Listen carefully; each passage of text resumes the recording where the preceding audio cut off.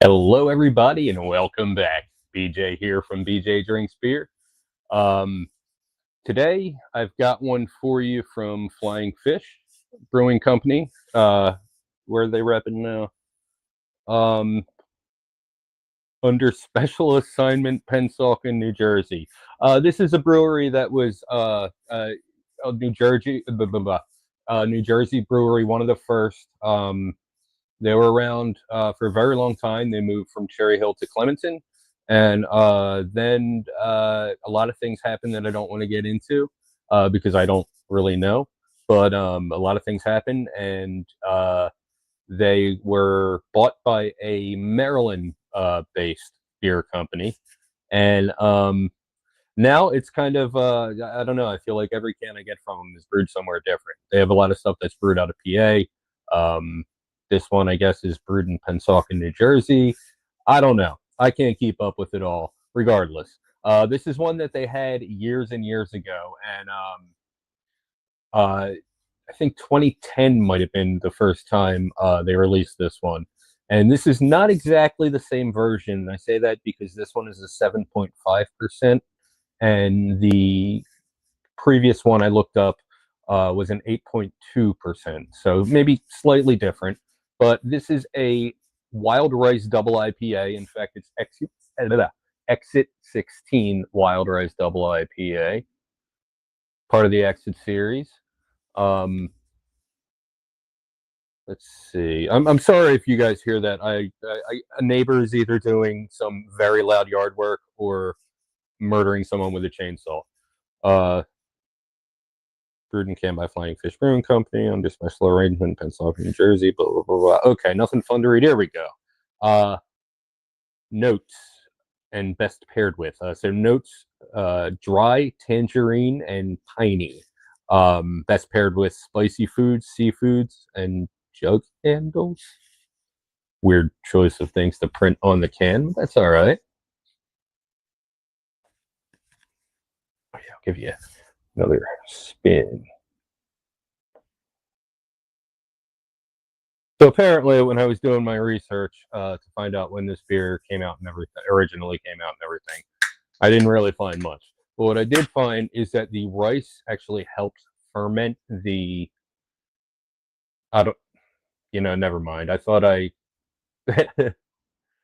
I, I only glanced over it. I guess I didn't really read it. The rice helps ferment something or other. I don't know. I'm not about to look it up again either. All right. So as you can see, very clear. No need to hold a light behind that. I blind everyone. Yeah, interesting color there. Looks a little lighter than a West Coast. I don't know. On the nose?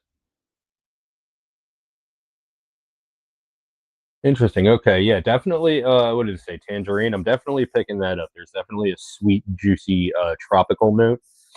Ah, should have blown my nose. Getting some pininess in there.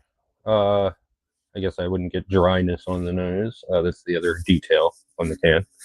Um, if I'm getting anything else.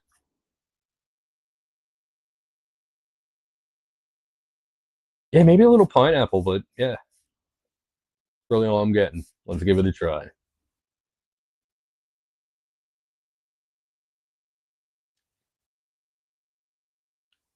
Okay. Um,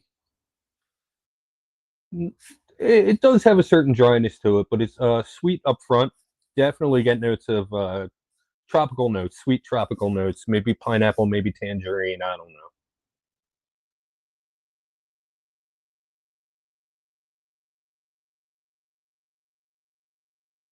Yeah, very distinct bitterness.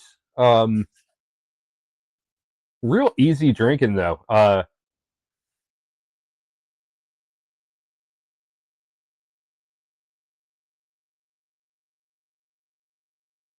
Very light on the palate. Not very malty at all. Um, the main features there are the hot bitterness and the juiciness up front, the tropical juiciness up front. Yeah, it starts out sweet and then kind of smooths out, and then the bitterness creeps in.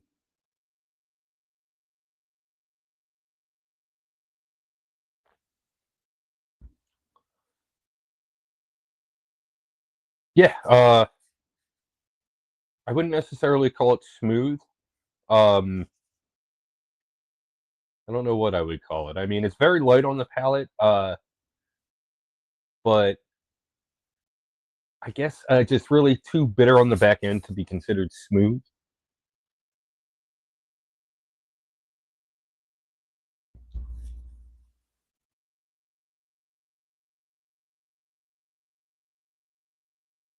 So, is the wild rice supposed to add any kind of flavor? I'm assuming not. I mean, I guess they're just using that as the grain, which is why it's not very, uh, you can't really, you don't really notice it.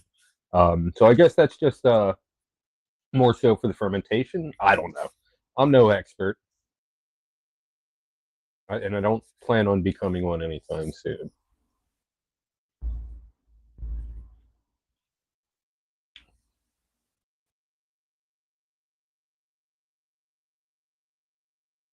Maybe a hint of hair's in my mouth. Maybe a hint of sweet breadiness. In the not up front, not in the back end, but kind of in the middle. After the sweet juiciness fades, it fades into like maybe a little bit of breadiness before the bitterness comes in. If you're enjoying this video or finding it helpful or informative, why don't you go ahead and drop a like? It helps with the algorithm and it makes me smile. And while you're at it, why don't you give me a follow? My name is BJ Drinks Beer, and I'm on Facebook, Instagram, and YouTube. And while you're at it, why don't you give my other channel a follow? BJ DG Talk Wrestling. We do a live stream every Sunday night at 5 o'clock talking about the events of wrestling that transpired in the past week. It's a great time. You guys should check it out. If you've had this or anything from Flying Fish, why don't you drop a little something in the comments and tell me what you thought about it? If this one sounds interesting, sounds like something you might want to try, maybe you have some questions about it, go ahead and leave them in the comments. If you would like to find this one, you can find this one at Joe Canals in Marlton. Rating.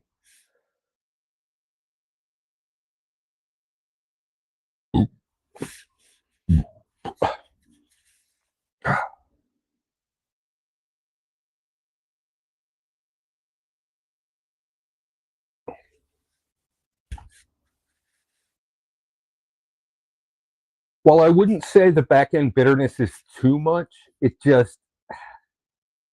too much with not enough juiciness on the front end, if you know what I mean. Like, it's not really a smooth transition. Um, Maybe if it were a little sweeter, a little juicier on the front end, uh, the bitterness wouldn't hit as hard. But in this case, and I mean, I know like that's the appeal of it to some people. But personally, and this isn't a thing like I don't like sours, so I'm going to rate a sour too. This isn't like that.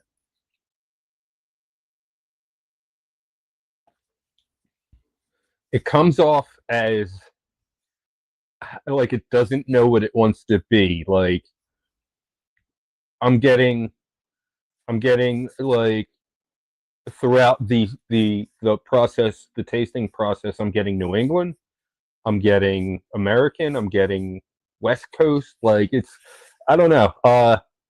This beer definitely has an identity crisis. I'm gonna give it a 3.75 out of 5. Not quite a 4. Just not as put together.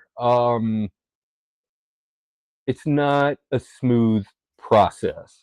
It's a good beer. It's a decent beer. It's it's good for what it is, but I feel like maybe the original was better, and this is just whoever's brewing it now is not doing as good a job of it. But I don't know. I'm just speculating, and I don't want to say anything bad about anyone. It's nothing like that. I just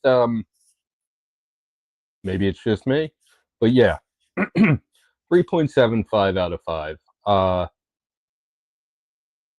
maybe a little more sweetness on the front end, or just a smoother transition, if that makes any sense at all, and it would have gotten a higher rating.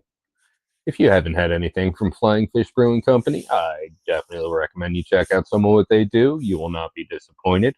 I had a brief period in my life when I drank hazy bones almost exclusively. Um, very, very good stuff. That's what do they got? Salt and Sea, not my favorite, but I know a lot of people love that Salt and Sea Session Sour. Um, yeah, I missed out on. I slept on the fried ice cream stout this year, and I didn't get to grab myself any. But that's all right. There's always next year. But yeah, definitely check out Flying Fish. No matter what you like, I can guarantee you'll find something they do that you love. Uh, yeah. I guess that's everything then.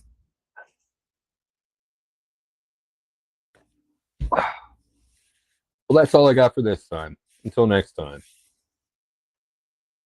Cheers.